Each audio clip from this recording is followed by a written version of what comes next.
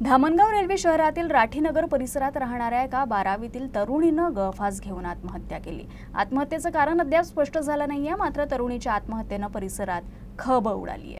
मिळालेल्या माहितीनुसार ईशा आडे असं मृत तरुणीचं नाव आहे। ती तिच्या आई व मोठ्या बहिणीसोबत राठीनगर येथील भाड्याच्या घरात राहत होती। 12वी कॉलेजमध्ये डमी प्रवेश घेतलेली ईशा एका खासगी कोचिंग क्लासला जात होती। काही दिवसांपूर्वी नागपूर येथे ईशाच्या मावशीचं ऑपरेशन झाल्यानं तिची आई आणि दोन्ही बहिणी मावशीला भेटण्यासाठी 4 दिवसांपूर्वी गेल्या आणि ट्युशन असल्यानं ईशा एकटीच परत आली। तेव्हापासून आई तिच्याशी संपर्क साधण्याचा प्रयत्न करत होती, परंतु ईशा फोन उचलत नव्हती। गुरुवारी मोठी बहीण परत रूमवर आली असता तिनं दरवाजा ठोठावला, परंतु दरवाजा आतून उघडण्यात आला नाही।